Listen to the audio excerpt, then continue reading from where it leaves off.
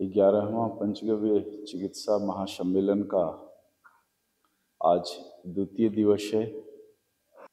कई विषयों को एक साथ मिलाकर आज संवाद करने की योजना है,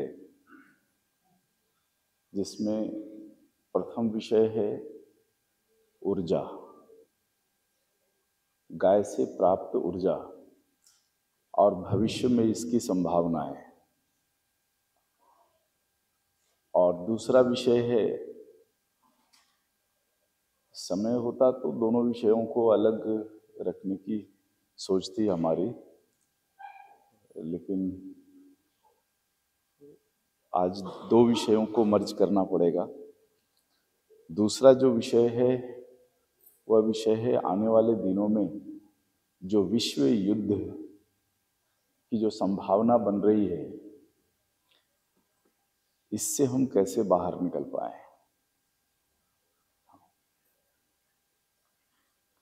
भारत इसमें से कैसे बाहर निकल पाएगा, हम भारत के लोग इसमें से कैसे बाहर निकल पाएंगे और इसमें गाय हमें कैसे निकलने में मदद करेगी। और तीसरा विषय है वह है आने वाले दिनों में जो परजीवियों का संकट प्रतिवर्ष बढ़ता जा रहा है, इससे हम कैसे बच करके रहें और हम भारत के लोगों को कैसे बचा लें। विशेषकर ये जो दो विषय हैं, विश्व युद्ध और परजीवियों का विषय, इस पर मात्र भारत के परिप्रेक्ष्य में बात करने की कोशिश करूंगा। विश्व में क्या होगा पता नहीं, लेकिन हम भारत के लोग इन दो विपत्तियों से कैसे बच के रहें और गाय हमें कैसे मदद कर सकती है, इस विषय को रखने की कोशिश करूंगा। तो ये तीन विषय हैं और अपने पास समय 1 घंटा 45 मिनट है, इसलिए एक विषय को संक्षिप्त रूप में रखूंगा। इन तीनों विषय पर इस बार लेख नहीं लिख पाया, तो लेख अगले वर्ष के अंक में रखूंगा। अभी एक केवल संवाद प्रस्तुत करूंगा और जो मेरी भावना है कि ऐसे विषयों पर संवाद तैयार करना, लेख तैयार करना, इसमें आप लोगों को भी आगे आना चाहिए। सफल नेतृत्व किसी का भी हो, उसको तभी सफल माना जाता है जब वह आने वाली पीढ़ियों को तैयार कर सके। मैंने पहले भी एक राजनैतिक उदाहरण आपके सामने रखा है कई बार, 1977 का उदाहरण, कि जब देश में 1975 के बाद राजनीतिक संकट गहराया था और उस संकट से राष्ट्र को बाहर निकालना था, तो हमारे देश के कुछ मूर्धन्य राजनीतिज्ञ सामने आए, उन्होंने संगठन भी बनाया और 1977 में आकर देश का राजनीतिक परिदृश्य ही बदल दिया। लेकिन एक जो बड़ी चूक हुई कि अपने पीछे की पीढ़ियों को तैयार नहीं किया, इसलिए 28 साल में सरकार गिरी और फिर वैसा ही हो गया जैसे पहले था। 1975 से लेकर 1979 तक का जो 4.5 साल की जो लड़ाई रही, और उस लड़ाई में हम भारत के लोगों की जो ऊर्जा लगी, जो श्रम लगा, सब बेकार हो गया। मात्र एक छोटी सी गलती कि अपने पीछे की पीढ़ियों को उन मूर्धन्य राजनीतिज्ञों ने तैयार नहीं किया। इस विषय को मैंने बहुत गंभीरता से तब पढ़ा था जब मैं प्रेस में था। इसलिए मेरे मन में बार बार यही दर्द होता है कि इतने सारे गविसिद्ध, उनकी ऊर्जा, आपका श्रम, आपका पैसा सब लगा हुआ है। बहुत सारे ऐसे गविसिद्ध हैं जिन्होंने मात्र अपना नहीं, परिवार को इस अभियान में लगा रखा है। देखो, कोई भी आंदोलन या अभियान 1 वर्षीय, द्विवर्षीय और पंचवर्षीय नहीं होता। कोई भी आंदोलन और अभियान कई पीढ़ियों तक चलने के बाद वह लक्ष्य पर पहुंचता है। ये जो अभियान हम सब लोगों ने मिलकर के खड़ा किया है,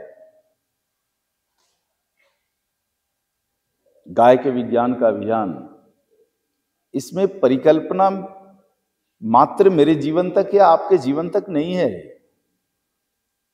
इस अभियान को पूर्ण होने में कम से कम 3 पीढ़ियां लगेंगी और तब जाकर जिस सपनों का भारत हम देखने की कोशिश कर रहे हैं वहां तक पहुंच पाएंगे। तो ये पीढ़ी तो समर्पित है। आने वाली पीढ़ियों को अगर समर्पण की दिशा पर नहीं लेकर गए तो एक पीढ़ी का लगा हुआ श्रम, अर्थ सब बेकार जाने वाला है। क्या आपको लगता है कि यह विषय केवल मात्र रोजगार तक सीमित है, कि भारत के काफी लोगों को रोजगार मिल जाए? क्या आपको लगता है कि यह सारा कुछ अभियान भारत के लोग निरोगी हो जाए मात्र उसके लिए है?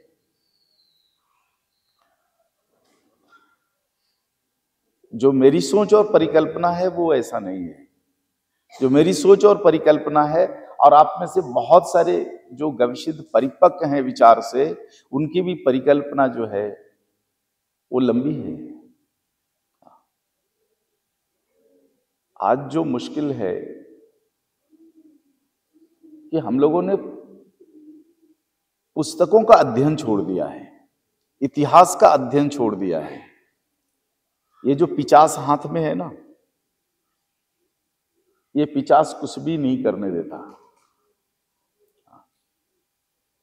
दुनिया भर के उल्टे सीधे अज्ञानता वाली बातें इसमें आते रहती है और हम इसमें उलझे रहते हैं। अगर हमें अपने भारत राष्ट्र को ऊंचाई पर लेकर के जाना है तो इतिहास तो पढ़ना पड़ेगा। किस किस युग में किन किन महापुरुषों ने ऐसा अभियान खड़ा किया और राष्ट्र को एक ऊंचाई दी है, इतिहास तो पढ़ना पड़ेगा। दोहराना नहीं है, दोहराने का कोई काम नहीं है। एक समय कालखंड में एक ही काम होता है, आप उसकी कॉपी नहीं कर सकते। द्वापर के अंत में और कलयुग के प्रारंभ में भगवान श्री कृष्ण ने जिस तरह से पूरे पृथ्वी का उद्धार किया, उसकी कॉपी नहीं हो सकती, लेकिन उनके काम करने के तरीकों का अनुसरण किया जा सकता है। त्रेता में भगवान श्री रामचंद्र जी ने जो काम किया, कुछ अनुसरण की जा सकती है, कॉपी नहीं किया जा सकता। ऊर्जा का स्वरूप बदलता है और बदले हुए स्वरूप में हमें समय के साथ चलना पड़ेगा कि आज समय की क्या मांग है। गौवंश के ऊपर सतयुग काल से लेकर, त्रेता काल से लेकर, द्वापर से लेकर के और कलयुग के प्रथम चरण तक बहुत सारे अनुसंधान के काम हुए हैं, लेकिन वे सभी अपने अपने कालखंड के गणित के हिसाब से हैं। आज हमें जिन चीजों की जरूरत है उसमें पुराने इतिहास से अनुभवों को लेकर और वर्तमान के साथ समन्वय करके रखने की जरूरत है। आग्रह में कर सकता हूं कि आप अपने पीढ़ियों को इस काम में लगाइए।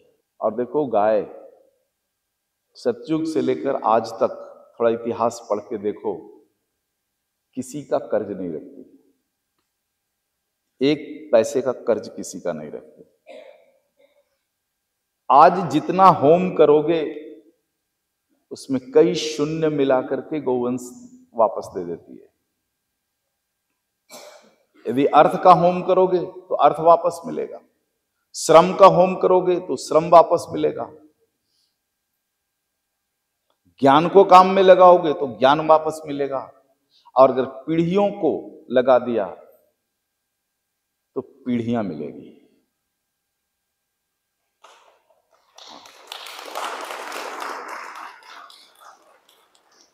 उत्कृष्ट पीढ़ियां मिलेगी। आप में से बहुत सारे गवसिद्धों ने अनुभव किया होगा कि जिन बच्चों ने बचपन से पंचगव्य का सेवन किया, गाय के गव्यों का सेवन किया है, आज उनकी बौद्धिक क्षमता कितनी ऊंची है आप सब लोग अनुभव कर चुके हो। तो देखो, मेरा गुस्सा कोई व्यक्तिगत नहीं होता है। आपसे मैं जितनी अपेक्षा करता हूं वो अपेक्षा पूरी नहीं होती है तो मेरा दिल जलता है, और मैं नहीं चाहता कि ये जो गाय के विज्ञान का अभियान जो आज कम से कम समय में इतनी ऊंचाई पर गया है वो इसी पीढ़ी में समाप्त हो जाए। ये 3 पीढ़ियों की लड़ाई है। एक हमारी पीढ़ी है, एक अभी जिस पीढ़ी को तैयार करना है, और तीसरा वह पीढ़ी जो गर्भ में आने वाला है। लक्ष्य को वही प्राप्त करेगा जिसने गर्भ धारण किया है या करने वाला है। इसलिए इस विषय को गंभीरता से लो, और सबसे जो जरूरी है, आवश्यक बात है, वो है कि आने वाली पीढ़ियों को इसमें झोंक दो। गाय के सानिध्य में जिस उत्कृष्ट जीवन को हम सहजता के साथ जी सकते हैं, अर्थ के ढेर पर बैठकर भी उस सहज जीवन को कोई नहीं जी सकता। जिन लोगों ने अपनी गृहस्थी में गाय को स्थान दिया है, उनको इस वास्तविकता से परिचय है, समझते हैं। जो समझते हैं उसको बोलिए, बोलना शुरू कीजिए, केवल अपने तक सीमित मत रखो, और तभी देखो यह अभियान जो है वो पूरा होगा। तो समय हुआ है, अब मैं विषय पर आने की कोशिश करूंगा। तो आज का जो पहला विषय है वह विषय है ऊर्जा। गौवंश के माध्यम से आने वाले समय में ऊर्जा का कैसा स्वरूप संसार के सामने उभर कर आएगा। हो सकता है आज के संवाद में विज्ञान के जिन विषयों को मैं रखने की कोशिश करूंगा आप लोगों को वह कल्पना लगे, लेकिन अभी नहीं, अभी समय है। हमारे बाद वाली पीढ़ियां विज्ञान के उस संदर्भ को लेकर के आगे बढ़ेगी। अभी उसका पर्याप्त समय नहीं आया है। इस विषय को समझने के लिए देखो, एक उदाहरण रख सकता हूं मैं, और बार बार देखो उदाहरण रखने की मैं कोशिश इसीलिए करता हूं क्योंकि उदाहरण से किसी विषय को समझना सबसे सरल कार्य है, सबसे सरल है। आप में से बहुत सारे जो गविसिद्ध भाई हैं, बहनें भी हैं, बहुत सारी ऐसी जिन्होंने नाड़ी विज्ञान पर अच्छा कार्य किया है, अच्छी पकड़ बनाई है। किसी भी मरीज को देखते के साथ आपका जो एक अनुमान होता है कि इसको ये बीमारी होगी, स्पर्श बहुत दूर की बात है। स्पर्श तो नाड़ी विज्ञान का पहला चरण है। ये पहला चरण के लोग स्पर्श करते हैं। जब आप उससे ऊपर उठते हैं तब स्पर्श की जरूरत नहीं पड़ती है। देखते के साथ समझ बन जाती है कि पंच महाभूत में इस मरीज के शरीर में कौन से महाभूत की कमी है या कौन से महाभूत की अधिकता है, जिसको हम वात पित्त और कफ की संज्ञा से जानते हैं। दूसरे चरण तक आप में से बहुत सारे गविसिद्ध भाई बहन दूसरे चरण तक पहुंच गए हैं। नाड़ी विज्ञान के इस दूसरे चरण को प्राप्त कर लिया है। नाड़ी विज्ञान का जो तीसरा चरण है उसमें जाने की आवश्यकता आपको है, और वह है ध्वनि को समझना, कि किसी की ध्वनि से उसके शरीर के महाभूतों का आकलन कर लेना। ये तीसरा चरण है। तीसरे चरण में अभी प्रवेश नहीं हुआ है आपका, और इसके आगे एक और चरण है, चौथा चरण, जिसमें मात्र मरीज का संदर्भ जानना काफी होता है।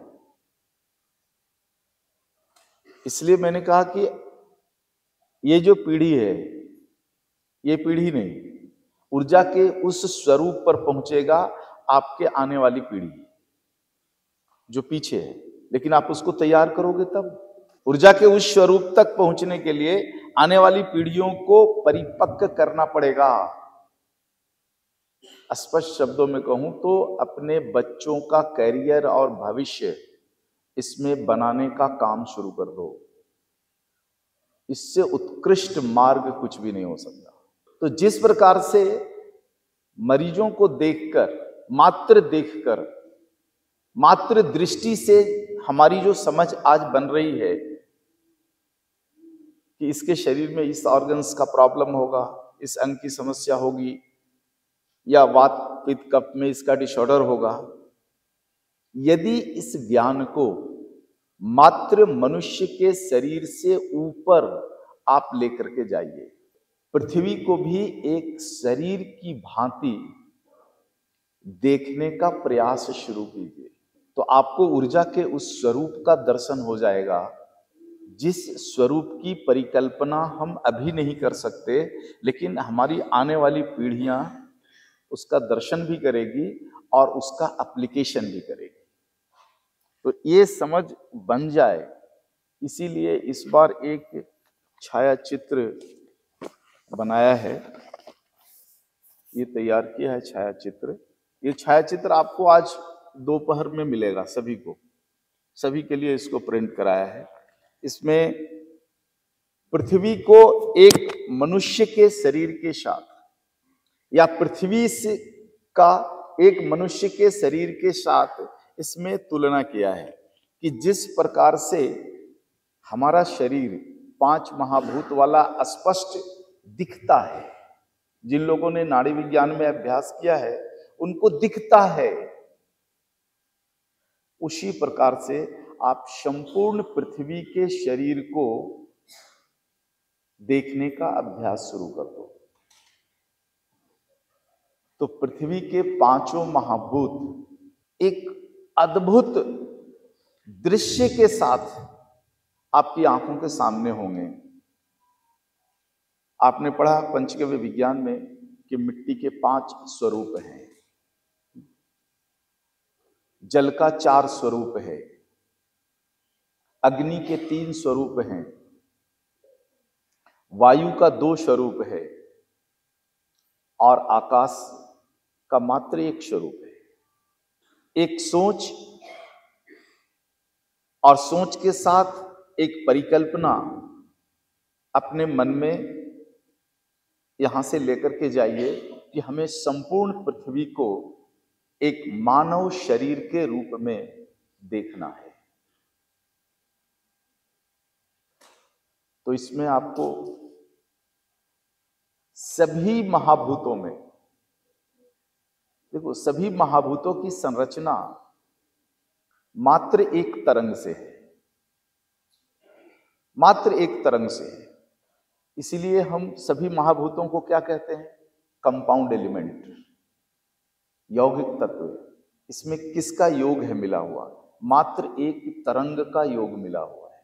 इस विषय पर एक जो भूल आधुनिक विज्ञान ने की है, सभी में सभी कुछ है।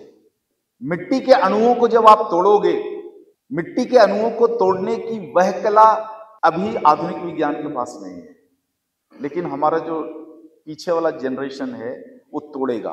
और मिट्टी जब टूटता है तो जल बनता है, और जल के अणुओं को जब हम तोड़ते हैं तो अग्नि बनती है, अग्नि के अणुओं को जब तोड़ते हैं तो वायु बनता है, और वायु के अणुओं को जब तोड़ते हैं तब आकाश का निर्माण होता है, और आकाश जब टूटता है तो ब्रह्म ऊर्जा की निर्मित होती है।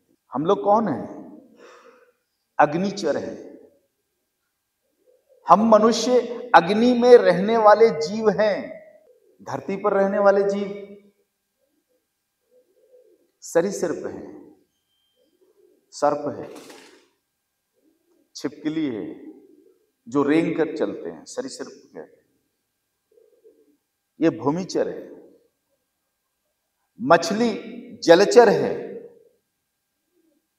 उसको अपने जीवन की सारी आवश्यकता और उस आवश्यकता से संबंधित ऊर्जा को जल में ही खोजना पड़ेगा। मिट्टी में रहने वालों को मिट्टी में ही खोजना पड़ेगा, अग्नि में रहने वालों को अग्नि में ही खोजना पड़ेगा, वायु में रहने वालों को वायु में ही खोजना पड़ेगा। जो आकाश में रहने वाले हैं उनको आकाश में ही ढूंढना पड़ेगा, और जो आकाश से ऊपर जो ब्रह्म ऊर्जा में रहने वाले हैं उनको ब्रह्म ऊर्जा में ही खोजना पड़ेगा। यदि हम अपने जीवन की गति को ब्रह्म ऊर्जा में ले जाना चाहते हैं तो हमें अपने ब्रह्म स्वरूप को समझना पड़ेगा। इस मनुष्य के काया में रहते हुए हम पानी में नहीं रह सकते। इस मनुष्य की काया में रहते हुए हम आकाश में नहीं रह सकते। इस मनुष्य की काया में रहते हुए हम ब्रह्म ऊर्जाओं में नहीं रह सकते। यदि हमें ब्रह्म ऊर्जाओं में रहना है, वहां यात्रा करना है, तो हमें अपने शरीर के ब्रह्मीय स्वरूप को समझना पड़ेगा। और इन सारी प्रक्रियाओं में जो सबसे सरल मार्ग है वो गाय का मार्ग है। गाय देखो, 3 चीजें जो दृष्टिगोचर रूप से देती हैं, उसमें कौन है? भूमि। भूमि क्या है? अग्नि का कॉम्पैक्ट रूप है। ब्रह्म ऊर्जा की तरंगे जब आपस में मिलती है तो आकाश बनता है। आकाशीय तरंगे जब आपस में मिलती है तो वायु का निर्माण होता है, और वायु के तरंग आपस में मिलते हैं तो अग्नि बनता है, और अग्नि आपस में जुड़ता है तो जल बनता है, और जल आपस में जुड़ता है तो मिट्टी बनती है, और मिट्टी के कण आपस में मिलते हैं तब पाषाण बनता है, और पाषाण के कण आपस में मिलते हैं तो धातु बनता है। तो गाय हमें भूमि तत्व देती है। इस भूमि तत्व से हम चाहें तो 5 महाभूतों को निकालकर उसका एप्लीकेशन कर सकते हैं, क्योंकि उस मिट्टी में सब कुछ है। उस मिट्टी में ब्रह्म भी है, आकाश भी है, वायु भी है, जल भी है, भूमि भी है, पाषाण भी है, धातु भी है। तो गाय के गोमय से हमारी आवश्यकता क्या है? अग्नि, क्योंकि हम अग्निचर हैं, अग्नि में रहने वाले, तो निकाली जा सकती है। निकालने की बहुत सारी प्रक्रियाएं हो सकती है। गाय हमें दृष्टिगोचर रूप में दूसरा द्रव्य क्या देती है? क्षीर। क्षीर से हमारी आवश्यकता अग्नि निकालने की है, निकलेगा। गौमूत्र, उसमें भी अग्नि है, निकलेगा। तो गौवंश के जो 3 दृष्टिगोचर गव्य हैं, इन तीनों दृष्टिगोचर गव्यों से अग्नि निकालने की जो अद्भुत प्रक्रिया है वो आने वाले दिनों में खड़ा होगा, ऐसा मुझे दिखता है।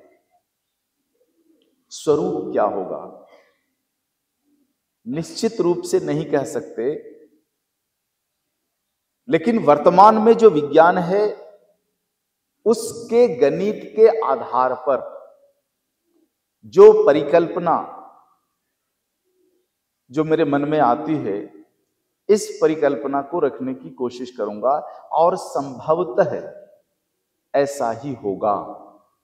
ऊर्जा का सबसे बड़ा स्वरूप जो आज दुनिया के पास है, संसार के पास है, ऊर्जा का सबसे बड़ा स्वरूप, उसको हम एटम बम के रूप में मानते हैं कि एटम बम है।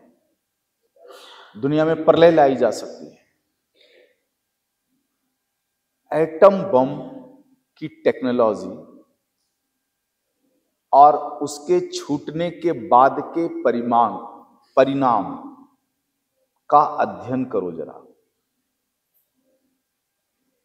कि एटम बम छूटने के बाद विश्व को इतनी हानि क्यों होती है, इसकी प्रक्रिया क्या है। जितना मैंने समझा है एटम बम को,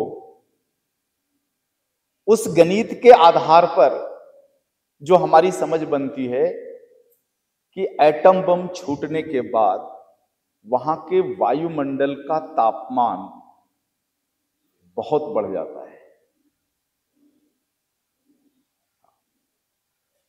2000-3000 डिग्री सेंटीग्रेड चला जाता है, और उस बढ़े हुए तापमान के कारण ही सब कुछ ध्वस्त हो जाता है। ये जिस परिसर में बैठे हुए हैं हम, इस परिसर के पास अपनी एक निर्धारित क्षमता है कि वह इतने से ज्यादा तापमान को नहीं झेल सकता है। उससे ज्यादा तापमान हुआ राख में बदल जाएगा। हमारा शरीर 100 डिग्री से ऊपर का तापमान को नहीं झेल सकता है। 100 डिग्री के तापमान में कुछ घंटे यदि बैठ जाएं हम, तो हमारा शरीर राख में बदल जाएगा। धातुओं की एक अपनी क्षमता है, पाषाण की एक अपनी क्षमता है। तो एटम बम फूटने के बाद होता यही है कि कई मील दूरी तक उस वायुमंडल का तापमान इतनी ऊंचाई पर चला जाता है कि सारी चीजें ध्वस्त हो जाती है, टूट जाती है, बिखर जाती है। यह तो ऊर्जा का विध्वंसक रूप है, लेकिन एटम बम से उत्पन्न इस ऊर्जा को सकारात्मक रूप भी दिया जा सकता है। इस एटम बम को बनाने में कई तरह के तत्वों के अणुओं की सिमेट्री बैठाई जाती है।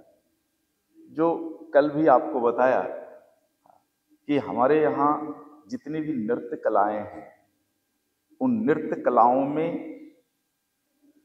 पांव का जो ताल है, ये मैथमेटिक्स का एक बहुत ही इंटीग्रेटेड थ्योरी है,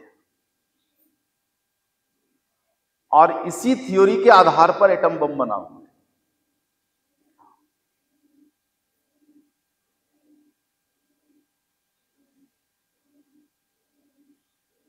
तो एटम बम करता क्या है? तापमान को बढ़ाता है। आज भी भारत में आयुर्वेद के कुछ ऐसे प्रयोगशालाएं हैं, मैंने देखा है, देखी हुई बात मैं कह रहा हूं। गाय के गोमे के कंडे से उतना ही तापमान उत्पन्न किया जाता है जितना एक एटम बम के फूटने से होता है। आपको यदि विश्वास नहीं होता है इन चीजों पर, तो आप तमिलनाडु के जो है तंजावुर आ जाओ। तमिलनाडु में एक जगह है तंजावुर। तंजावुर की एक अपनी बहुत बड़ी विशेषता है, आज उस विशेषता में नहीं जाएंगे। वहां पर एक विश्वविद्यालय है जिसका नाम है शास्त्रा यूनिवर्सिटी। आप उनके लैब में कभी समय मिले तो आप जाओ। अनुमति अंदर नहीं होती है, लेकिन आप अगर एक्सप्लेन करोगे तो छोड़ भी सकते हैं आपको लैब तक। उनका बड़ा पारंपरिक एक लैब है, लेबोरेटरी है, जहां पर वो लौह भस्म बनाते हैं चिकित्सा शास्त्र के लिए। उनका अंडरग्राउंड जो है एक भट्ठी है, जिस भट्ठी में आज भी गोबर के कंडे से 1750 डिग्री टेम्परेचर उत्पन्न करते हैं, और कोई दूसरा फ्यूल नहीं होता। केवल गाय के गोबर का कंडा होता है और 1750 डिग्री सेंटीग्रेड तापमान उत्पन्न करके लोहे को जला करके, फेरस को जला करके राख बनाते हैं। सामान्यतः आप जब किसी लकड़ी को जलाते हो या किसी भी ज्वलनशील पदार्थ को आप जलाते हो, तब उसका तापमान जो भूमि रूप में है, उसका तापमान 100 डिग्री सेंटीग्रेड से ऊपर नहीं उठता। ये जो कला है कि सामान्य दिखने वाला गोबर के अंदर 1750 डिग्री सेंटीग्रेड उष्मा उसके अंदर बंद है, वह भट्ठी उस उष्मा को रिलीज कर देती है, और लोहा भी जल करके राख हो जाता है। यह जो गोबर के अणुओं में छिपा हुआ जो उष्णता है, जो सुषुप्त अग्नि है, इस अग्नि से एटम बम बन सकता है, जो महाभारत के कालखंडों में बना। उस समय सारे जितने भी आर्म्स लगे, महाभारत के थोड़ा अंदर घुस करके समझने की कोशिश करो तो जितने भी जो आर्म्स बने सभी बायोटिक थे, प्राकृतिक थे। यदि उस ऊर्जा को हम सकारात्मक दिशा दे दें तो हम अग्निचरों के लिए आने वाले दिनों में एक बहुत बड़ी ऊर्जा हाथ लगे। जो मैं देख रहा हूं, मैंने पृथ्वी को एक शरीर के रूप में देखने की कोशिश की है, इसलिए मुझे दिखता है कि गोबर के कंडे के अणुओं में सुसुप्त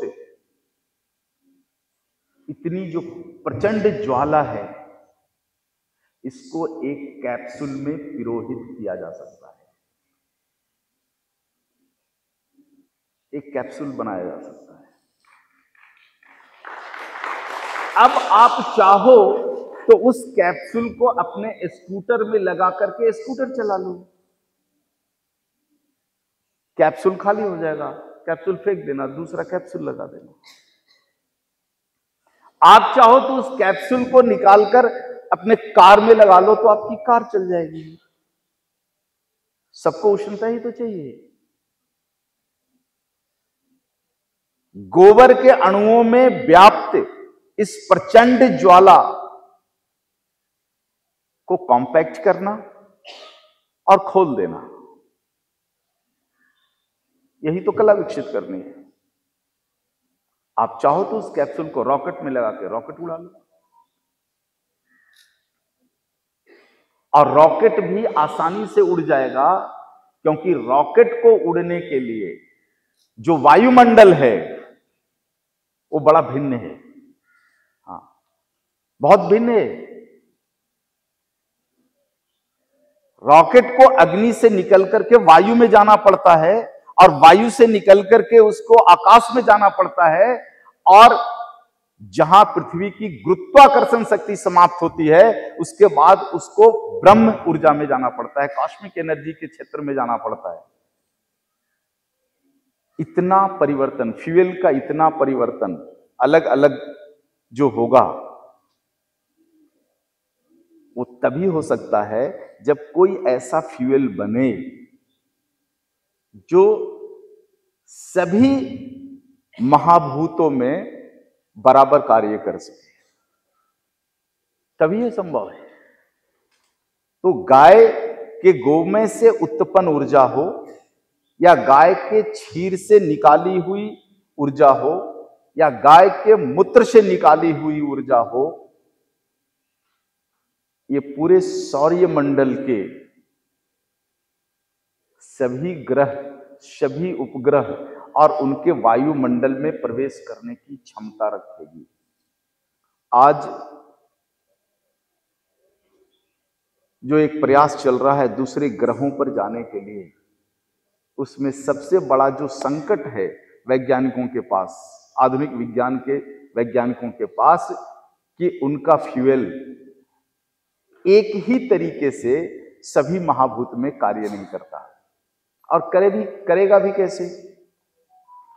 भूमि तत्व के पास जो ग्रेविटेशनल फोर्स है वो अलग है, जल के पास जो ग्रेविटेशनल फोर्स है वो अलग है, वायु के पास जो ग्रेविटेशनल फोर्स है वो अलग है। जब आकाश में जाते हो तो ग्रेविटी बदल जाती है, और पृथ्वी के गुरुत्व से जब बाहर निकलते हो तब वो एक अद्भुत गुरुत्व ऊर्जा में प्रवेश कर जाती है।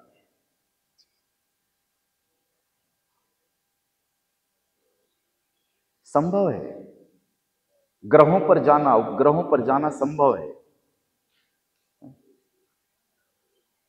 महाभारत में बहुत सारे ऐसे प्रसंग आए हैं जिन प्रसंगों में विवरण है कि भारत के योद्धाओं को अस्त्र विद्या के लिए दूसरे ग्रह पर जाना पड़ा। विद्या प्राप्त करने के लिए। दूसरे ग्रह के बहुत सारे जो योद्धा है महाभारत युद्ध में लड़ाई के लिए धरती पर आए। ये तो हुआ है, भारत का बीता हुआ कल इसको जिया है।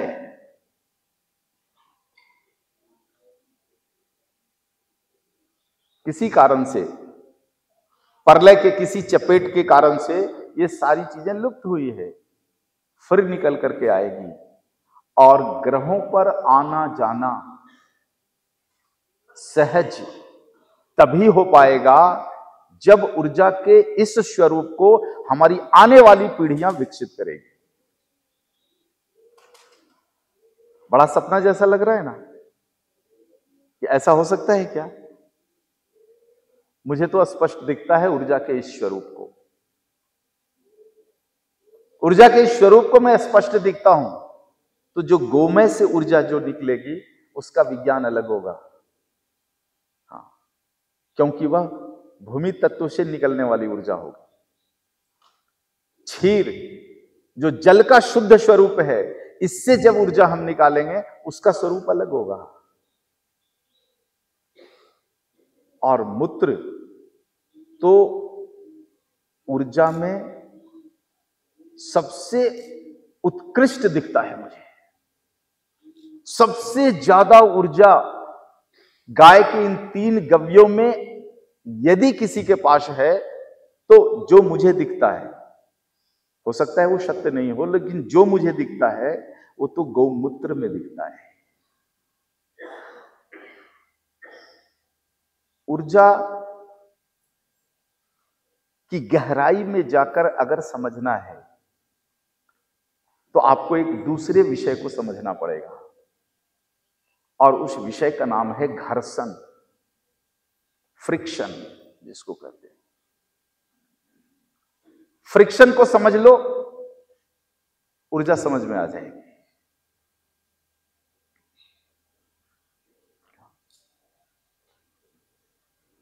ऊर्जा को समझने का एक और वैकल्पिक रास्ता है, वह है गति, वेलोसिटी। इससे भी ऊर्जा को हम समझ सकते हैं। फ्रिक्शन, हम हवाई जहाज में बैठते हैं, ऊपर उड़ने के लिए हवाई जहाज में कितना फ्यूल लगता है, अगर इसका गणित एक बार पढ़ लो और उससे हमारे वायुमंडल का कितना नुकसान होता है, इसका गणित एक बार पढ़ लो, तो मुझे नहीं लगता कि आपका हृदय कभी करेगा हवाई जहाज में बैठने का। इस पूरे गणित को मैंने समझा है, इसलिए कम से कम हवाई यात्रा की कोशिश करता हूं।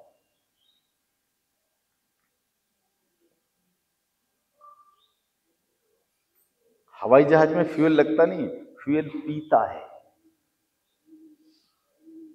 क्योंकि हवाई जहाज को जिस विज्ञान के आधार पर उड़ना चाहिए था, उस आधार पर नहीं उड़ता। हमारे यहां भारत में, पुराने भारत में, महाभारत कालखंड में भी और उससे पहले भी हमारे भारत में वायुयान तो था ही। रावण ने मां सीता का जो हरण किया, वायुयान से तो ही किया था, पुष्पक से ही तो किया था। और पुष्पक एक नहीं था, पुष्पक के समकक्ष बहुत सारे वायुयान थे उस समय। उनकी फ्यूल क्या थी, उनके उड़ने की टेक्नोलॉजी क्या थी? ये टेक्नोलॉजी ढूंढने के चक्कर में जो हम मॉडर्न साइंस पढ़ते हैं ना, कुछ भी नहीं है। टेक्नोलॉजी को अगर ढूंढना है तो अपने शास्त्रों को पढ़ो, और अपने शास्त्रों को पढ़ना है तो सबसे पहले संस्कृत पढ़ो। संस्कृत पढ़े बगैर आपको शास्त्र समझ में नहीं आएगा, और आपको संस्कृत समझ में ना आए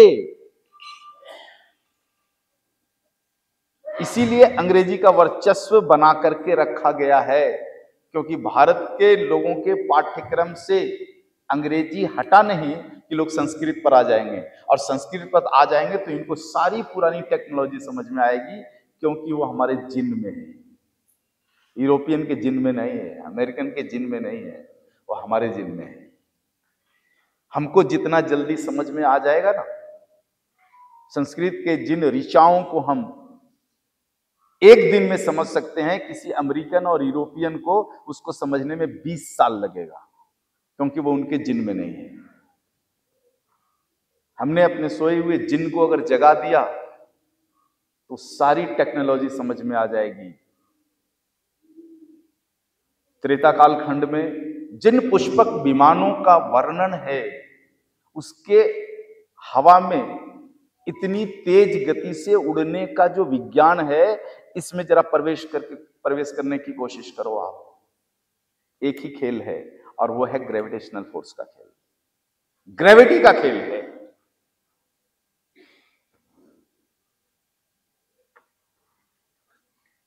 ये ग्लास है, यहां पर टिका हुआ है।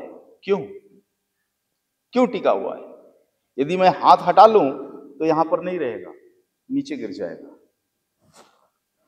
एक ही खेल है, वो है गुरुत्व का।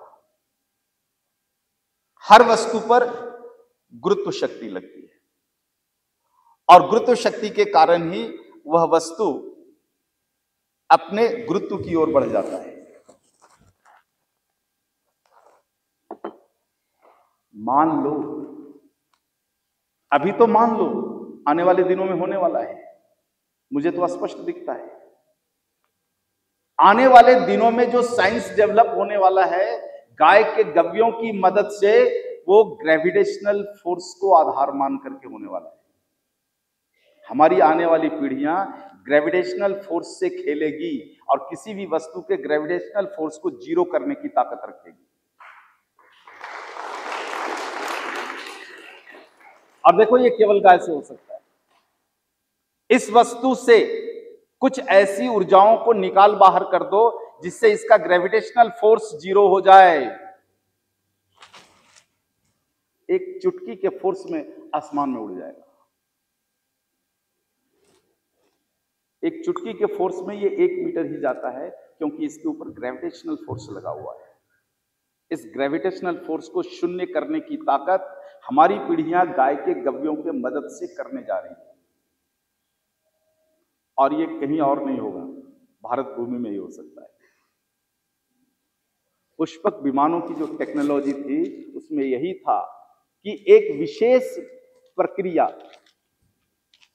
गाय के गव्यों के हाइड्रोजन के एप्लीकेशन से एक विशेष प्रक्रिया करके विमान का ग्रेविटेशनल फोर्स जीरो कर दिया जाता था और मात्र एक घी के दीपक की ऊर्जा से पुष्पक ऊपर उठ करके उड़ने लग जाता।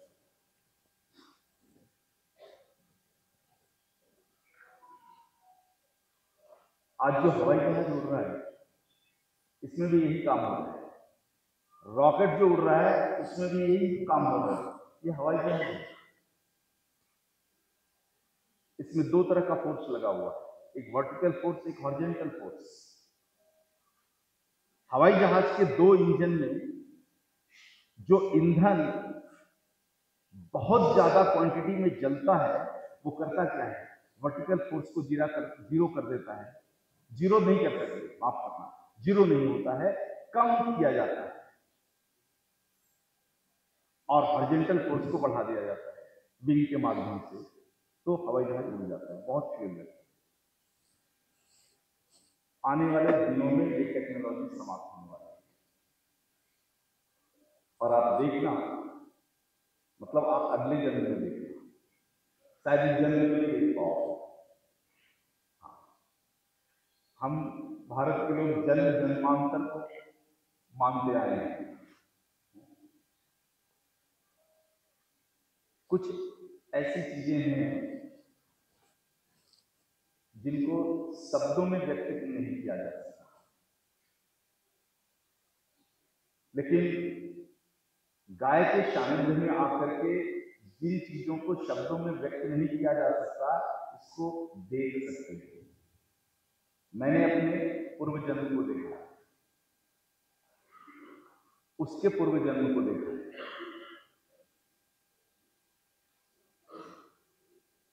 चमत्कार का काम नहीं है। थोड़ी सी गाय की साधना में आ जाओ, आप देख लोगे कि पूर्व जन्म में आप क्या था। उसके पूर्व जन्म में आप क्या है। इस विषय को विस्तार तो नहीं ले जाऊंगा, दूसरा विषय है। तो इसलिए कह रहा हूं कि आप थोड़ा समय गाय के प्रति साधना में लगा दो, जन्म जन्मांतर को देख सकते। और आपको पता है पढ़ी हुई बात करना पसंद नहीं करता, जिसको जी लिया है उसी विषय पर बात करता हूं। हो सकता है कि हमारे जीवन में ही यह टेक्नोलॉजी आ जाए, तो गाय के गोमय के अंदर जो 1750 डिग्री सेंटीग्रेड की ऊर्जा सुषुप्त अवस्था में है, इसको आने वाली पीढ़ियां निकाल के कैप्सूलिंग करेंगी।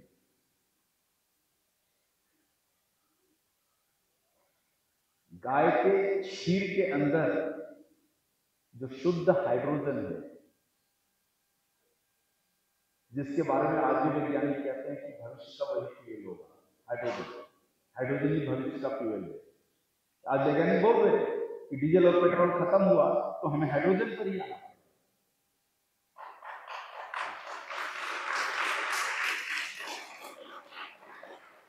बायोटिक हाइड्रोजन किसके पास है? केवल गाय के पास है बायोटिक हाइड्रोजन। इसलिए इतना बड़ा बिग बैंग थ्योरी में जब हाइड्रोजन के प्रोटॉन्स को तोड़ा गया तो सोर्स गो में लिया गया, लेकिन ये बोध पे नहीं, भारत का सम्मान बन गया। तो गाय के गोबर के पास, गोमय के पास प्रकृति का शुद्ध हाइड्रोजन है, शुद्ध हाइड्रोजन। और हाइड्रोजन की क्षमता का आकलन नहीं कर सकते। हाइड्रोजन के पास इतनी क्षमता है। और देखो आज के जो वैज्ञानिक हैं वो, उनकी जो धारणा है मॉडर्न साइंस के हिसाब से, वो धारणा यही है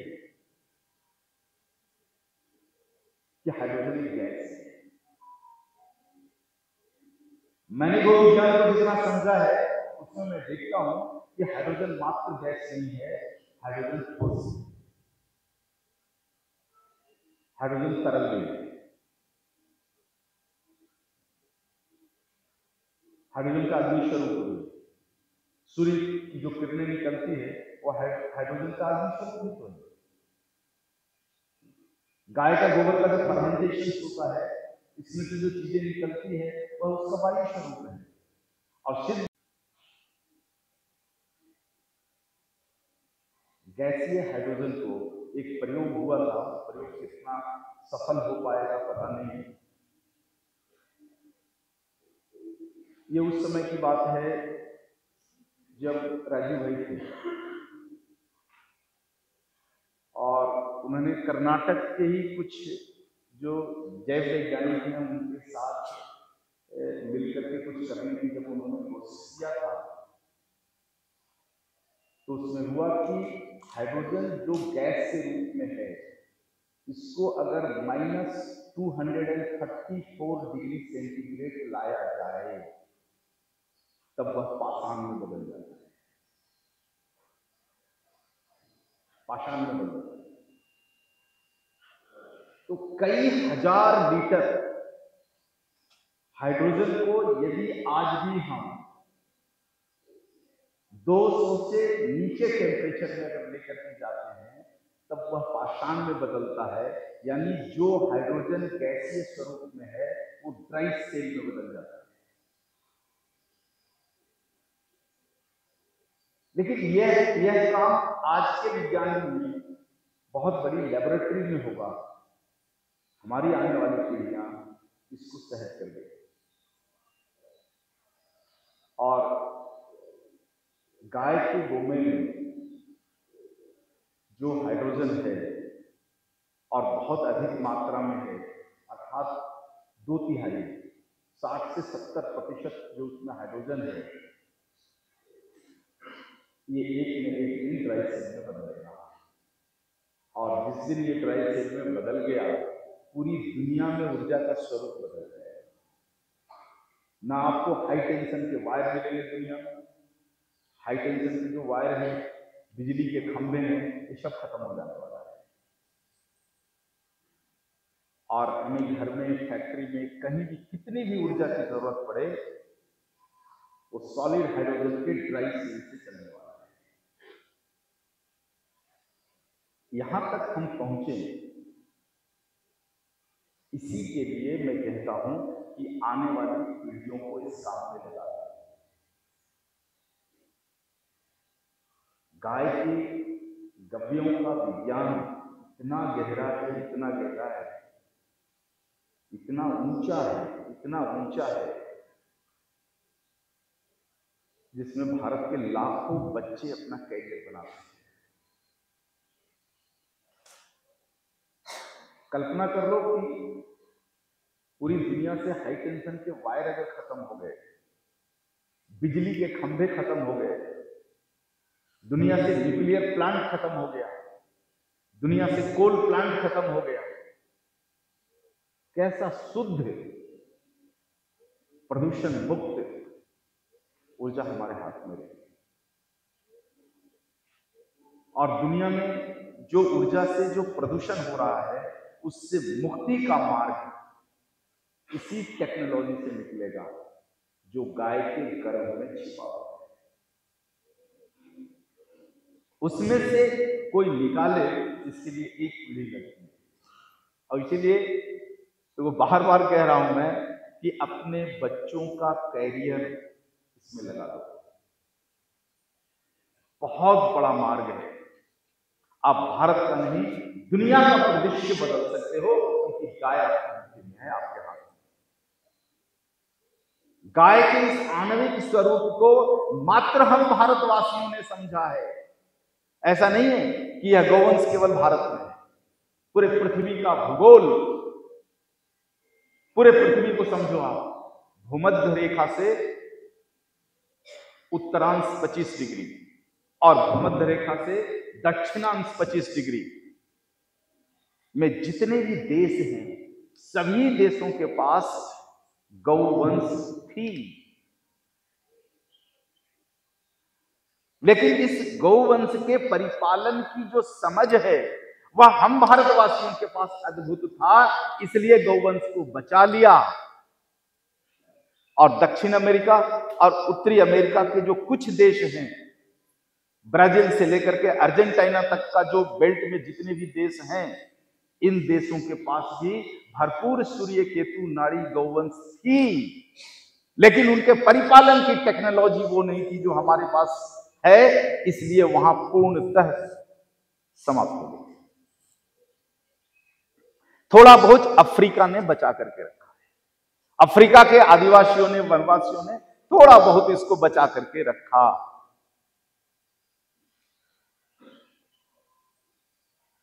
भारत ने इस विषय को अपने जीवन के आचार संहिता के साथ जोड़ दिया। सीधी समझ वाली बात कहूं तो धर्म के साथ जोड़ दिया। और हमारी धार्मिक आस्था को कोई भी आक्रांता डिगा नहीं पाया,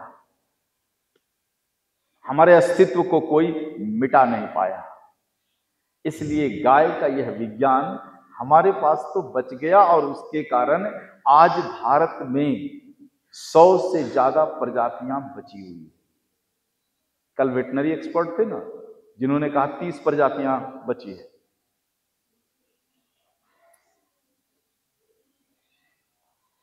कोशिश करता हूं कड़वी बात न बोलूं मैं। ये पूरा जो भारत सरकार का वेटनरी डिपार्टमेंट है ना, सत्यानाश कर दिया है भारतीय गोवंश का। घूमो भारत, उठो रामेश्वरम से, पार करो तमिलनाडु को, आंध्र प्रदेश को, तेलंगाना को, उड़ीसा को, पश्चिम बंगाल को, घुसो झारखंड में, बिहार, उत्तर प्रदेश, राजस्थान, हरियाणा, हिमाचल प्रदेश, गुजरात, महाराष्ट्र। एक बार घूमो तो अपने देश को, पता चलेगा कितनी गौवंश बची हुई। 100 से ज्यादा प्रजातियां। हमारे गविसिद्धों का नेटवर्क कितना है? 25 राज्यों में है। तो 25 राज्यों का गणित तो अपने पास है। 25 राज्यों में धर्म के आधार पर ही हमने 100 से ज्यादा गौवंश प्रजातियों को बचा करके रखा है। अमेरिका खत्म हो गया।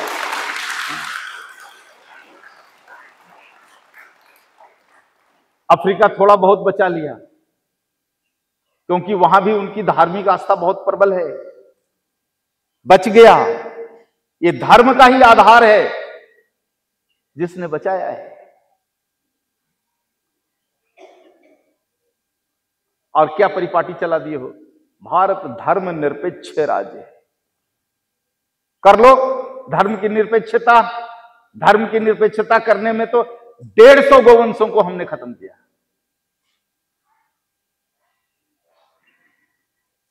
तो हमारा आधार देखो इतना मजबूत है, किसी भी कालखंड में खत्म नहीं हो सकता।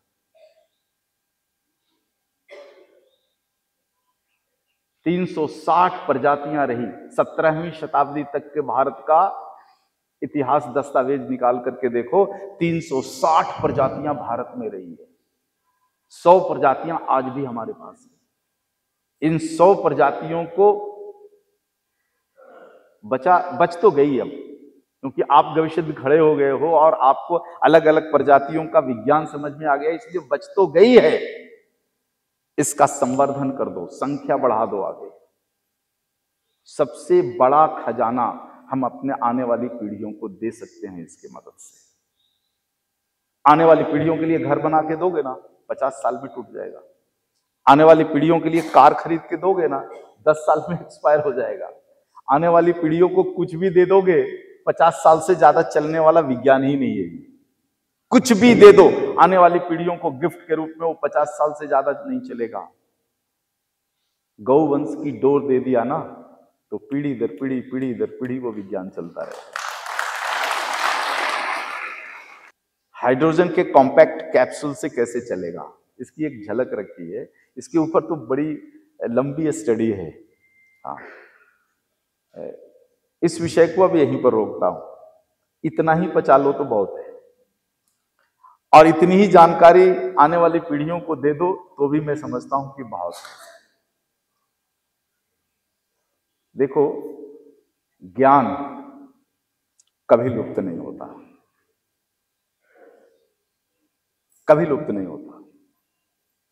मुगल आक्रांताओं ने हमारे देश के बड़े से बड़े लाइब्रेरी को जला करके राख कर दिया। भारत से ज्ञान चला गया क्या? ज्ञान तो हमारे पीयूष में होता है, उसको कौन जला सकता है? जो जेनेटिकली ट्रांसफर होता है। ज्ञान जलता नहीं। वनस्पतियां समाप्त नहीं होती, जीव समाप्त नहीं होता। पृथ्वी के गुरुत्व में जितने भी महाभूत हैं, ये कभी समाप्त नहीं हो सकते। समय के साथ लुप्त होते हैं। लुप्त होने को समाप्त होना नहीं कह सकते।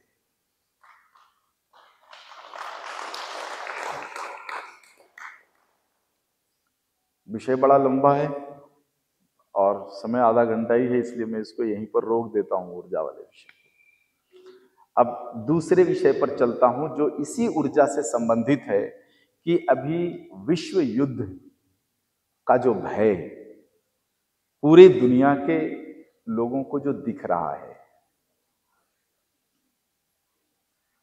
और भय नहीं है, ये तो होना निश्चित है। हाँ, ये होना निश्चित है, ये तय है कि विश्व युद्ध तो होगा। टाली जा सकती है। दो चीज इसमें से निकल करके आने की संभावना मुझे दिखती है। एक तो इसको टाली जा सकती है, और दूसरा इससे बचा जा सकता है। विश्व युद्ध होने के बाद भी हम अपने राष्ट्र को बचा सकते हैं, विश्व युद्ध के अग्नि के लपेट से बचा सकते हैं। यह तो संभव है, और टालना संभव है। इसको खत्म करना यह संभव नहीं है, क्योंकि यह समय के साथ चीजें होती है, और होना भी जरूरी है। कल कोई एक भाई कह रहे थे, मुझे ध्यान में नहीं है, शायद मंच पर थे, कि 1-2 आइटम बम नहीं, दुनिया में 100 आइटम बम फूटने चाहिए ताकि ये जो मृग मरीच का खड़ा कर रखा है ये सब खत्म हो, तो आने वाली पीढ़ियों को एक बायोटिक वर्ल्ड मिल सके। विषय तो वही है, थोड़ा एक संदर्भ अलग अलग है। गाय चाहे तो विश्व युद्ध को रोक सकती है। अभी मैंने क्या कहा? रोक नहीं सकते, रोक नहीं सकते, टाल सकते हो, स्वयं को बचा सकते हो, लेकिन इस धरती पर मात्र गाय एक ऐसी जीव है जो वर्ल्ड वार को रोक सकती है। एक प्रश्न का उत्तर देना, वर्ल्ड वार की उत्पत्ति कहां हुई? एक प्रश्न का उत्तर जरा देना, वर्ल्ड वार की उत्पत्ति कहां हुई? आप में से कोई? वर्ल्ड वार की उत्पत्ति कहां हुई? Origin of world war?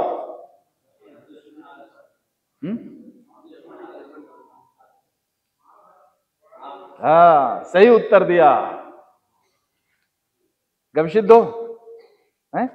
कहां से हो? अरे नहीं, आपका गांव कहां है? आपका देश? उत्तर प्रदेश। उत्तर प्रदेश ने सही उत्तर दिया।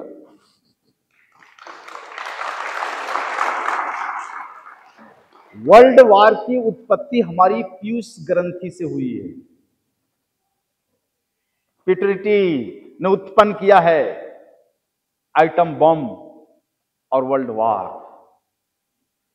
और आप गवसिद्ध बनने के दौरान जो पंचगव्य का अद्भुत विज्ञान पढ़ा है, उस विज्ञान में आपने ये पढ़ा है कि पिटरिटी को खोलने और बदलने की ताकत केवल और केवल गौ घृत के पास है। तो जिस पीयूष ग्रंथि ने वर्ल्ड वार के कॉन्सेप्ट को उत्पन्न किया है, उसके अंदर घुसने की ताकत किसके पास है? गौ घृत के पास है। इसलिए गौ घृत चाहे तो वर्ल्ड वार जिनके मन में, जिनके पीयूष ने उत्पन्न किया है, उनके विचार को बदल सकता है। ये जितने देश हाथ में आइटम बम लेकर के बैठे हुए हैं ना, उस राष्ट्र के नायकों के नाक में नसिकौषधि डलवा दो, विचार बदल जाए।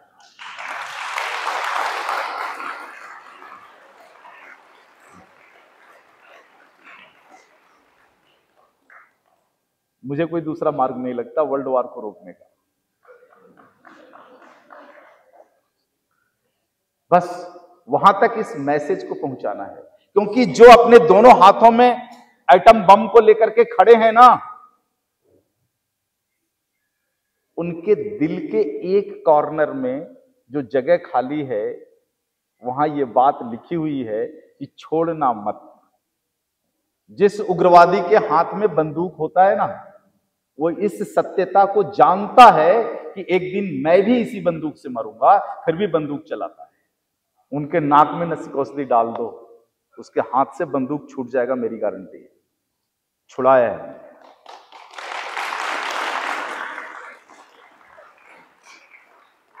कितने अपराधी आते हैं हम गविसिद्धों के पास अपराध मुक्त होने के लिए, क्या करते हो? उसके पीयूष में लिक्विड हाइड्रोजन डाल देते हो। नसिका क्या है? Liquid hydrogen. और मात्र अग्नि तत्व वाला नहीं है, आपने उसमें जल तत्व जोड़ा है। पांचों गव्यों को मिलाकर बनाया है ना, तो आप समझो कितना पावरफुल है। उसकी ताकत को आप नहीं समझते। मात्र एक घी के रूप में दे देते हो। मात्र घी नहीं है। आने वाले दिनों में जो मैं देख रहा हूं कि आपका जो 15 मिलीलीटर का जो नसिकौषधि है ना, 1 लाख रुपए में बिकेगा। 1 लाख। ये मैं देख रहा हूं, ये देख रहा हूं। और उसका फार्मूला बताने में डर इसलिए भी नहीं लग रहा है क्योंकि वो लेबोरेटरी में नहीं बन सकता। जिसके पास गाय है वही बना सकता है, और जिसके पास सूरज है वही बना सकता है। अमेरिका चाह के भी नहीं बना सकता, यूरोप चाह के भी नहीं बना सकता, नहीं बन सकता। आप कब बनाते हो? कब बनाते हो आप? भारत से सब कुछ लूट के लेकर जा सकते वे, लेकिन हमारे देश के नौतपा को नहीं लूट सकते, हमारे दक्षिण भारत के अग्नि नक्षत्र को नहीं लूट सकते। ये जो नक्षत्रों का विज्ञान जो भारत के साथ है, नहीं लूट सकते। देखो एक बड़ी अद्भुत बात, शशि है क्या यहां पर? आओ भाई शशि। शशि से एक बड़ा अद्भुत विज्ञान मैंने सीखा। हाँ आओ बैठो आप। देखो मैं ये विज्ञान सीखने के लिए, बैठिए। ग्रंथ मेरे पास हैं, पढ़ता कभी नहीं हूं मैं। हाँ, ये आप जानते हो, ग्रंथ तो सब रखा हूं, पढ़ता कभी नहीं हूं। लेकिन बिना पन्ना पलटे उस ग्रंथ के सूत्रों को समझता हूं। एक दिन बात हो रही थी शशि जी से, थोड़ा इनसे काली मिर्च मंगाना था मुझे। ये काली मिर्च उगाने वाले किसान हैं और सुपारी उगाते हैं, तो मैंने कहा थोड़ा कच्चा काली मिर्च चाहिए हमें। गाड़ी में जा रहे थे, टाइम पास करना था, तो टाइम पास करने में इन्होंने एक बहुत बड़ी टेक्नोलॉजी दे दी मुझे। हाँ इनको भी पता नहीं, इसलिए बुलाया इनको। इन्होंने एक घटना सुनाई मुझे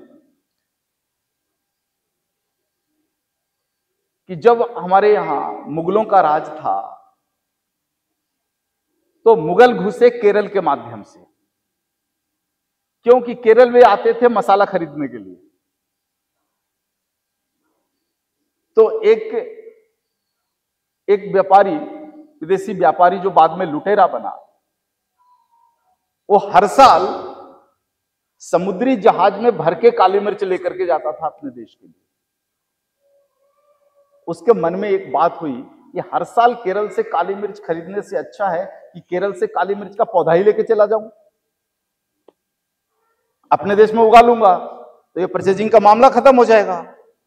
तो उसने राजा से निवेदन किया, केरल के राजा से निवेदन किया कि भाई आप इस बार मुझे काली मिर्च के साथ साथ काली मिर्च के पौधे भी दे दो।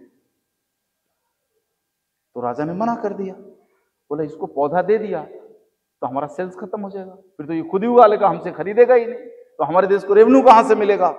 राजा ने मना कर दिया, और बहुत अनुनय विनय करने के बाद भी राजा नहीं माना। तो आप विदेशियों का दिमाग तो जानते हो, फोड़ू दिमाग होता है उनका, फोड़ना उनके जिन में होता है।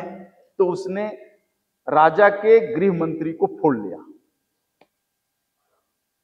गृह मंत्री को फोड़ करके और काली मिर्च का पौधा खरीद लिया और लेकर के चला गया देश में। जब राजा को यह जानकारी मिली तो गृह मंत्री को लाइन पे लाया, अरे हमने मना कर दिया था, तुमने कैसे बेच दिया, देश के साथ गद्दारी किया। तो बोले ना, मैंने देश के साथ कोई गद्दारी नहीं की है, मैंने काली मिर्च ही तो बेचा है, आद्रा नक्षत्र थोड़े ही बेचा है।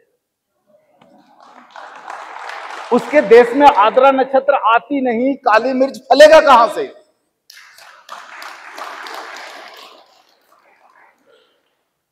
तो भैया देखो, ये भारत का भूगोल है। हाँ, कितना लूटोगे? हमारे मौसम को लूट सकते क्या है? हमारे यहां सूर्य के उत्तरायण और दक्षिणायन को लूट सकते हो क्या? नसिका कब बनाते हो आप? जब सूर्य नारायण का उत्तरायण गमन शुरू होता है और उस गमन में वो अपनी यात्रा का पहला पड़ाव पार कर जाते हैं, और तब कौन सा नक्षत्र आता है? अग्नि, नौतपा नक्षत्र। उस नक्षत्र की देन है कि आपकी नसिका में इतनी ताकत है कि जिन लोगों के हाथ में एटम बम है, उनमें उस एटम बम को डिसॉल्व करने का ज्ञान दे देगी। इसलिए देखो, फार्मूला बताने में मुझे कोई डर नहीं लगता। और इनकी जो कहानी सुनी ना, उस दिन के बाद तो अब और नहीं डरता हूं। बता दो विदेशियों को, फार्मूला बेच दो विदेशियों को, कर क्या लेंगे वो? जो नसिका आप भारत के लोग बना सकोगे, पाकिस्तान वाला भी नहीं बना पाएगा, क्योंकि वो नक्षत्र उनके पास नहीं है। और उनके नक्षत्र में ये कैसे बनेगा, इसका विज्ञान तो नहीं बताया ना।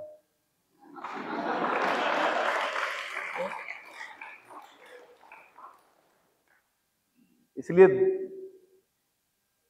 कल जो बातें हेमंत भाई ने कही बड़ा महत्वपूर्ण था, बहुत महत्वपूर्ण था। मैं देख रहा था, आप उसको उतना सीरियस नहीं लिए हेमंत भाई की बात को, लेकिन एक बार सीरियस लो।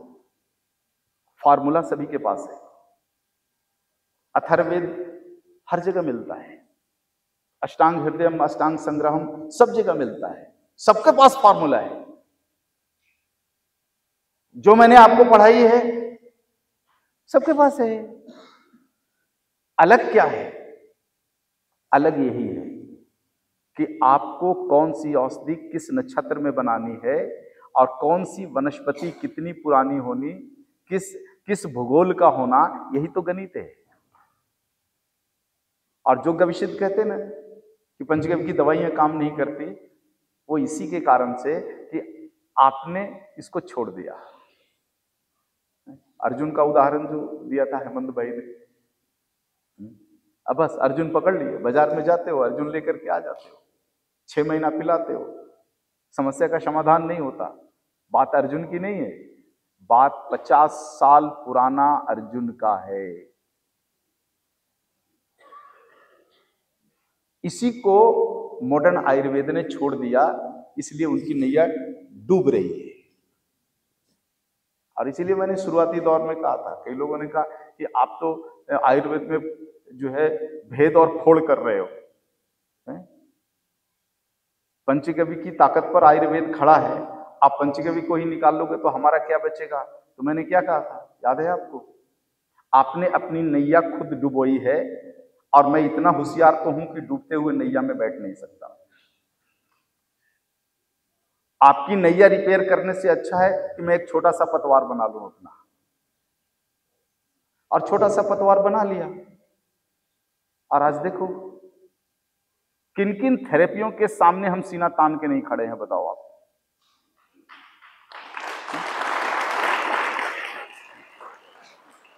बात अपने मन में घमंड वाली नहीं है, केवल आपके अंदर जो साहस सुप्त है उसको जागृत करने की दृष्टिकोण से कह रहा हूं कि आज पंचगव्य चिकित्सा विज्ञान मात्र 20 साल में जितनी सीढ़ियों को चढ़ा है, दुनिया का कोई थेरेपी टक्कर नहीं ले सकता। एक जो भूल आप सभी गविसिद्धों ने की है, ज्यादातर गविसिद्धों ने की है, कि इसके मूल स्वरूप को छोड़ दिया और केवल अर्जुन को पकड़ लिया है। काली मिर्च केरल को छोड़ करके तमिलनाडु में क्यों नहीं उत्पन्न होता? उत्तरी पूर्वी कर्नाटक में क्यों नहीं होता? उड़ीसा वाले क्यों नहीं कर लेते? नक्षत्रों का वो विज्ञान केरल के पास है, इसलिए आप कर भी नहीं सकते। ऐसा ही औषधियों के निर्मिति का जो विज्ञान आपके पास है, वो भारत के परिप्रेक्ष्य और सापेक्ष में है। सारी टेक्नोलॉजी दुनिया को दे दो, नहीं बना सकता, वो कुछ नहीं कर सकते, क्योंकि जो हमारे पास है उसको हम बेच नहीं सकते और वो लूट के नहीं ले जा सकते।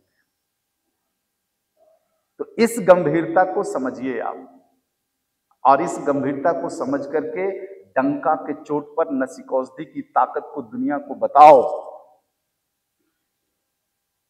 कि जिन जिन लोगों के हाथ में एटम बम है, वे भी नहीं चाहते कि एटम बम फूटे, लेकिन घमंड जो होता है उसके कारण वो फूटने की दिशा में सोचते हैं। उनके सोच की दिशा को यदि बदलना है तो हथियार आपके पास है, उस हथियार की कीमत आप लगा लो। जिसके पास हथियार है वही कीमत लगाएगा। हमारे पास नसिका नाम का एक हथियार है जो एटम बम को फूटने से बचा सकता है, तो उसकी कीमत तो हमें ही लगानी पड़ेगी। और उसी गणित के आधार पर मैंने कहा है लाख रुपए में बिकेगा एक बोतल, चिंता नहीं करना है। 10 रुपए बोतल से शुरू किया था, भवनेश भाई बैठे हुए गवाह हैं सामने, देखो 10 रुपया का बोतल शुरू किया, 100 रुपया किया तो कुर्सी से उठ खड़े हो गए, उठ खड़े हो गए थे ना। और आज खुद ही 500 रुपए में बेच रहे।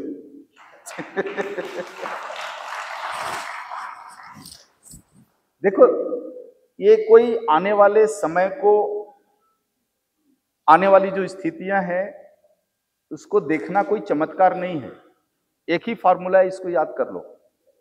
जिस तरह से आपने नाड़ी विज्ञान देख करके, नाड़ी विज्ञान को समझ करके मनुष्य को देखते हुए उसकी बीमारियों का आकलन कर लेते हो, जिस दिन आप इस धरती को एक मनुष्य की भांति, एक जीव की भांति देखना शुरू कर दोगे, इस धरती पर उत्पन्न हर विपत्ति आपको दिखेगी। आने वाले दिनों की विपत्ति दिखेगी, वर्तमान वाली तो दिखती है, आने वाले विपत्तियों को भी दिखेगी, और आने वाले ऊर्जा के स्वरूप भी आपको दिखेंगे। सब कुछ भी उसके पास है। जो जितना खोलता है वो उतना समझ लेता है। और पीयूष को खोलने की ताकत दुनिया में मात्र गौघृत के पास है। गौघृत कुछ भी नहीं, सूर्य की किरणें जिस हाइड्रोजन के जलने से उत्पन्न होती है उसी का तरलीय स्वरूप है, कोई अंतर नहीं है। आप घी का दीपक जला करके उसके लौ का दुनिया के किसी लेबोरेटरी में टेस्ट कर लो, वो बिल्कुल सूर्य की किरणों की भांति होता है। सूर्य की किरणों की जितनी प्रॉपर्टीज है सब गौघृत से उत्पन्न लौ में होती है। और समझ लो कि जिस सूर्य की किरणों को वनस्पतियां अपने पत्ते से शोषण करके अपने शरीर को बढ़ा लेती है, उत्पन्न कर लेती है, यदि उस सूर्य के प्रकाश की ऊर्जा को गौघृत के माध्यम से सीधा यदि पान करोगे तो शरीर में क्या होने वाला है? कोई दूसरा भोजन, अन्न और वायु की जरूरत नहीं पड़ेगी। विषय लंबा है, इसको यहीं रोकता हूं। अब आता हूं घर्षण के ऊपर। थोड़ा घर्षण को समझ लो आप, क्योंकि आने वाली पीढ़ियों को ये घर्षण, फ्रिक्शन का साइंस ही वहां तक लेकर के जाएगा। जो सपने दिखाए आपको, उस सपने तक यही फ्रिक्शन की टेक्नोलॉजी पहुंचाएगा। 10 मिनट समय है, लेकिन ये विषय 1-1.5 घंटे का है, तो थोड़ा संक्षिप्त में ही बात करूंगा। आज कोशिश है कि सारा दिन भर का नियोजन समय पर हो। अभी अभी जो बात की उसमें इस विषय को आपने जो समझा कि पृथ्वी का जो शरीर है, संपूर्ण शरीर, दिखने वाला शरीर नहीं, पृथ्वी के शरीर का केवल 2 हिस्सा ही मनुष्य के लिए दृष्टिगोचर है, भूमि तत्व और जल तत्व। अग्नि तत्व मनुष्य की दृष्टि में दृष्टिगोचर नहीं है, वायु दृष्टिगोचर नहीं है, फील कर सकते, महसूस कर सकते, और आकाश दृष्टिगोचर नहीं है। लेकिन पृथ्वी का शरीर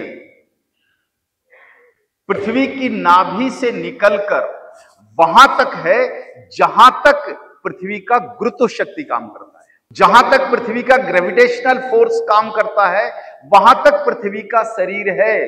और पृथ्वी के शरीर के अलग अलग हिस्सों में अलग अलग तरह के जीव जंतु रहते हैं। जैसे मिट्टी में कौन रहता है? सांप रहता है ना, रेंग कर चलने वाले। जल में कौन रहता है? जलचर, मछली और कई तरह के जीव। कुछ जीवों के पास ताकत होती है 2 तरह के वायुमंडल में रहने की। जैसे मेंढक मिट्टी में भी रह सकता है, जल में भी रह सकता है। हम मनुष्य कहां रहते हैं? पृथ्वी के अग्नि वाले क्षेत्र में। ये देखो, पृथ्वी का जो अग्नि क्षेत्र है, इसको गंभीरता पूर्वक आप देखना, और इसमें गाय को भी जोड़ा है, तत्व और गाय के गव्य, और ये मनुष्य का शरीर, और मनुष्य के शरीर का भी 5 खंड। और प्रकृति ने इतनी समरूपता के साथ बनाई है कि हाथ ऐसे कर लो, सारे शरीर के खंड और पृथ्वी के खंड समझ में आते हैं। 5 अंगुली इसीलिए है क्योंकि 5 महाभूतों का यह शरीर है। भूमि तत्व, जल तत्व, अग्नि तत्व, वायु तत्व और आकाश है। तो आपके पास भूमि का संबोधन, जल का संबोधन, अग्नि का संबोधन, वायु का संबोधन और आकाश का संबोधन। पृथ्वी भी ऐसी ही है, भूमि, जल, अग्नि, वायु, आकाश। अग्नि में हम रहते हैं। हमारा शरीर कहां रहता है? यहां रहता है, इस अंगुली में रहता है हमारा शरीर। और पृथ्वी के शरीर के कौन से हिस्से में रहते हैं हम? अग्नि वाले हिस्से में। वायु वाले हिस्से में कौन रहता है? पक्षी। इसलिए पक्षी भूमि पर बैठना पसंद नहीं करते। पिंजरा में बंद कर दो, बड़ी मजबूरी होती है। वो आकाशचर हैं, वायुचर हैं, वायु में रहना ही पसंद करते हैं। और वायु के ऊपर कौन है? आकाश। आकाश में कौन रहता है? वायरस, परजीवी। उत्पन्न नहीं किया जा सकता। जैसे हम पेड़ पर जाकर तोते को पकड़ के लाके पिंजरे में बंद कर देते हैं, तोता कुछ दिन रहता है, जिस दिन पिंजरा खुलता है ये जो दुष्ट देश और जो दुष्ट वैज्ञानिक हैं, आकाश में जाकर के वायरस को पकड़ के लाके पिंजरे में बंद करके रख देते हैं। 6 महीने के बाद फुर। हाँ, चीन ने एक वायरस को पकड़ा, नाम दिया कोरोना। पृथ्वी के अग्नि क्षेत्र में बंद करके रखा, कुछ दिन के बाद फुर। नहीं रख सकते लंबे समय तक, इसलिए कोई भी वायरस आने दो, उसकी ताकत 6 महीना से ज्यादा अग्नि तत्व में टिकने की नहीं है, क्योंकि उनका मूल घर आकाश है। इसलिए किसी भी वायरस का वैक्सीन निकालना, उसका डिस्ट्रीब्यूशन करना दुनिया का सबसे बड़ा षड्यंत्र है। इसके चक्कर में कभी मत पड़ना, आवश्यकता ही नहीं है। वायरस खुद भी आ सकता है, हाँ, लाया भी जा सकता है। खुद भी आ जाए और लाया भी जाए, तब भी उसकी मर्यादा 2, 4, 5, 6 महीना से ज्यादा नहीं होता। वो अपने आप खत्म होता है, अपने आप अपने घर में चला जाता है। भूल चूक से आ गया अपना घर छोड़ करके अग्निलोक में, अपने आप चला जाएगा। आज तक दुनिया में जितने भी वैक्सीन बने हैं, वैक्सीनों से वायरस का उन्मूलन नहीं हुआ है।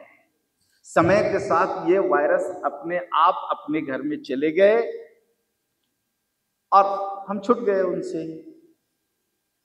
अब आने वाले दिनों में, और इस साल भी सुन रहा हूं कि इस साल भी कुछ बड़ा लफड़ा गेम होने वाला है। एक और बात बता दूं, मुझे चंदू भाई ने कही, कल इन्होंने कहा कि गुरुजी आपको पता है ये लंपी वाला लफड़ा क्या था? बोले भाई नहीं है, सुना दो आप। तो इन्होंने सुनाया कि कोरोना जब आया तो कोरोना में सबसे ज्यादा कोरोना पॉजिटिव लोग भारत में बच गए। कोरोना पॉजिटिव हुआ लेकिन बच गए, इसकी संख्या दुनिया में सबसे ज्यादा भारत में हुआ। तो इसके ऊपर वर्ल्ड माफिया ने स्टडी किया और स्टडी करके पाया कि भारत में एक नई टेक्नोलॉजी डेवलप हुई है जिसका नाम है पंचगव्य। और उसने भारत के लाखों कोरोना पॉजिटिव लोगों को बचा लिया है। तो उन्होंने स्टडी किया पंचगव्य कौन सी फैक्ट्री का बना हुआ था। तो उन्होंने स्टडी में पाया कि ये फैक्ट्री में नहीं, ये गाय से बनी हुई है। तो फिर उन्होंने अपने साइंटिस्टों को लगाया कि जब गाय से ऐसा हो सकता है तो पहले गाय को खत्म करो, तब हमारा अभियान पूरा होगा। तो भारत में गाय को खत्म करने के लिए कैसे हो? तो हमारा कमजोर नस है, हमारा छोटा भाई पाकिस्तान, हमारे कमजोर नस को पकड़ा और पाकिस्तान के माध्यम से, जो पाकिस्तान का जो बॉर्डर है कच्छ से लेकर के बाड़मेर जैसलमेर, उस बॉर्डर में जनसंख्या सबसे कम है भारत में। वहां से गायों में वायरस, लंपी नाम के वायरस को घुसाकर हमारे देश में ढकेल दिया। ये चंदू भाई ने बताया कि इसका पूरा प्रमाण मिल गया है कि ये बाड़मेर से घुसा है वहां से, और घुस करके पूरे भारत में फैला। लेकिन उन गधों को ये पता नहीं था कि कोई पंचगव्य यदि मनुष्य के कोरोना से बचा ले तो स्वयं गाय भी तो बच सकती है। तो बचाया हम लोगों ने। लंपी में देखो गविसिद्धों ने कितनी गायों को बचाया, सब गणित आपके पास है। तो आने वाले दिनों में कोरोना आ जाए, लंपी आ जाए, उसका बाप आ जाए, उसका दादा आ जाए, उसका परदादा आ जाए, डरने का कोई काम है क्या? यदि आप दो काम करते हो तो कभी वायरस से डरना मत। दुनिया का कोई वायरस आपके मुंह के अंदर नहीं जा सकता, यहां तक जा सकता है, उसके आगे उसकी ताकत नहीं जाने की। दो काम करना बस, ये पहले भी बताया था, रिपीट आज कर दे रहा हूं। दो ही काम करना बस। पहला काम, अपने शरीर में ऑक्सीजन की मात्रा को कम नहीं होने देना, और इसका हथियार आपके पास है गोमय भस्म। आज से, अभी से गोमय भस्म का पानी पीना शुरू करो। आपके पास वायरस नहीं है, लेकिन नियम बना दो घर में कि घर में हर सदस्य भस्म का पानी ही पिएगा। जो मटका आप रख रहे हैं उसमें एक मुट्ठी भस्म रोज डाल दो। आपके परिवार के किसी भी सदस्य के शरीर में ऑक्सीजन डिफिशियंसी नहीं होगी।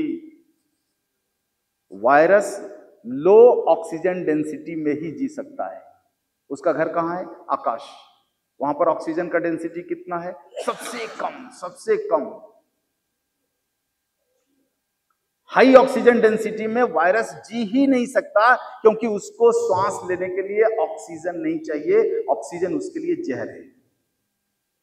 ऑक्सीजन के वायुमंडल में नहीं वायरस जी सकता। तो हमारे शरीर में यदि ऑक्सीजन का घनत्व अच्छा है तो हमारा शरीर वायरस के लिए जहर है। गलती से घुस भी गया, गलती से कोई डाल भी दिया, ज्यादा उत्पात नहीं कर सकता। 2-4 दिन बुखार लगेगा, बीमार हो गए, उससे ज्यादा कुछ नहीं हो सकता। एक काम। दूसरा, ऐसे वायरसों से लड़ने की ताकत शरीर के किन तत्वों में होता है, उन तत्वों में कमी मत आने देना। तो धातु, कभी भी कोई भी वायरस, आकाश में लाखों वायरस हैं, लाखों वायरस हैं, कोई भी वायरस धातु के साथ लड़ नहीं सकता। क्यों नहीं लड़ सकता? वायरस कहां रहता है? सबसे सूक्ष्म वातावरण, आकाश। और सबसे घन वाला वातावरण कौन है? धातु। धातु पृथ्वी के भूगर्भ में है और आकाश दूसरी छोर पर है। दोनों का एनाटॉमी, फिजियोलॉजी बिल्कुल अलग है। हम बोलते हैं ना, पाताल और आसमान का अंतर है। एक आसमान में है, दूसरा पाताल में है। हमारे शरीर के अंदर जो धातु है उसकी छिन्नता मत होने देना। बस दो ही काम करना है। अपने शरीर के धातु को बचा लो और अपने शरीर के अंदर का ऑक्सीजन बचा लो। और जहां पर ये वायरस जिस पिंजरे में बंद है ना, उसके अंदर भी घुस जाओगे ना, नंगे बदन, वायरस की ताकत नहीं अंदर चला जाए। इतना ही है। हमारे शरीर में धातु है, धातु छिन्नता मत करो। शरीर का धातु छिन्न मत होने दो, शरीर से धातु ना निकले, इसका पूरा काम करो। सीधे शब्दों में ब्रह्मचर्य का पालन करो। ब्रह्मचर्य की ताकत है। पुरुष अपने शुक्र का संचय कर लें और महिलाएं अपने आर्तव का संचय कर लें, और शरीर में ऑक्सीजन की मात्रा को कम न होने दें। आपके ऊपर दुनिया का कोई भी संकट हावी नहीं हो सकता। ये दो काम कर लो, ये दोनों काम अपनी मुट्ठी में, अपने हाथ में है। फिर तो आप कहो वेलकम कोरोना महाराज, आइए पधारिए, दुष्टों को ले जाइए। अच्छा है, 2-4 10 लाख 2-4 करोड़ दुष्ट अगर इस देश से मर जाएं, खत्म हो जाएं, तो राष्ट्र का कल्याण हो जाएगा। डरना दुष्टों को है। हम गौ वालों को डरने की जरूरत ही नहीं। तो गृहस्थी में गाय ले जाओ, कहीं से देखो घूम के आ जाओ, आप किसी विषय से घूम करके आ जाओ। आप गृहस्थी में गाय लाना पड़ेगा। जिंदा रहना है और जिंदा दिली के साथ रहना है तो गृहस्थी में गाय लाना पड़ेगा।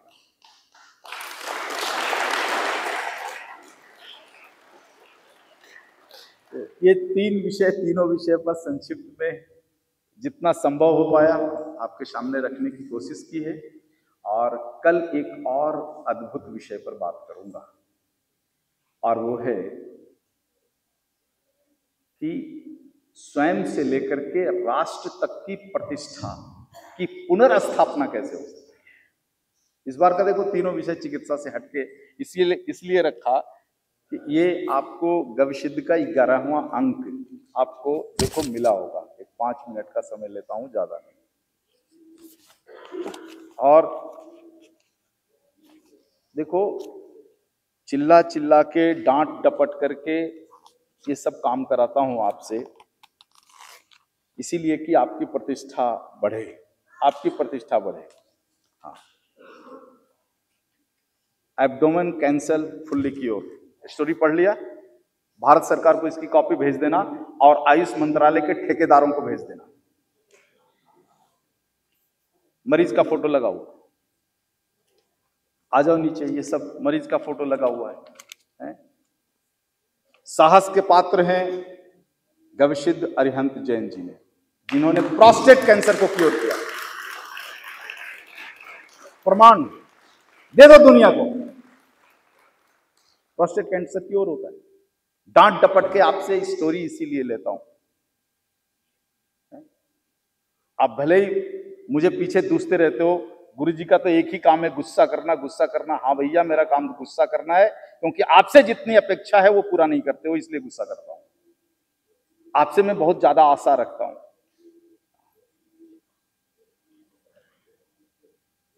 Chronic lung disease become cure, Gavisiddh Baleshwar Prasad. पढ़ो।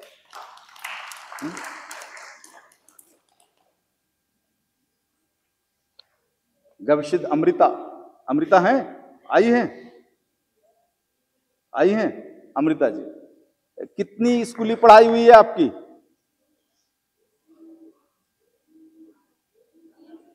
बीएससी किया है इन्होंने, डॉक्टरी तो नहीं किया ना। देखो इनकी स्टोरी, इनका भी फोटो छापा है, मरीज का भी फोटो छापा है। सोनी कुमारी बिहार आई हैं। सोनी कुमारी कितना साल स्कूल में गए? आईएससी। देख लो स्टोरी, मरीज का फोटो है और डॉक्टर का भी फोटो है। कुलदीप सिंह आए हैं भैया। मारवाड़ी भाई नहीं आए क्या? नहीं आया, छपा के नहीं आया। जिन जिन गविसिद्धों ने जितनी स्टोरी भेजी, बहुत सारा आया, लेकिन इसमें लगाया लोगों को कि मरीज को डायरेक्ट फोन करो। जो रियल में सही केस है, सारे केस को छापेंगे। और देखो सारे केसेस को छापा है। इसमें घपला भी गविसिद्धों ने बहुत किया। गुरुजी इंक्वायरी ना कर लें, इसलिए मरीज का फोन नंबर ही नहीं लिखा। एक भी ऐसे केस को इसमें नहीं लिया है। इससे बड़ा परिचय और क्या हो सकता है आपका, बताओ? किसी एलोपैथी डॉक्टर की ताकत है, आज के डॉक्टरों की ताकत है कि मरीज और अपना फोटो एक साथ छाप लें कि ये मैंने किया है। इसलिए कहता हूं, हमने जितनी ऊंचाई को पाई है ना, वहां तक भी पहुंचने की ताकत दुनिया के किसी मेडिकल थेरेपी के पास नहीं है।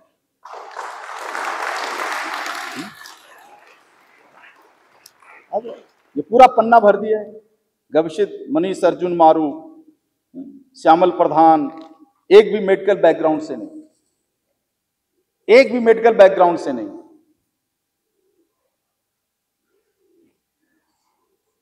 ये तमाचा उन लोगों के मुंह पर है जो लोग कमेंट करते हैं कि 15 दिन की मेडिकल साइंस की पढ़ाई में कोई डॉक्टर नहीं बन सकता, उनके मुंह पे तमाचा है ये।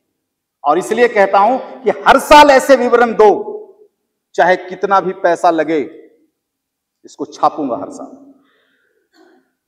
और यही आपका आईना होगा, आपके काम का यही आईना होगा।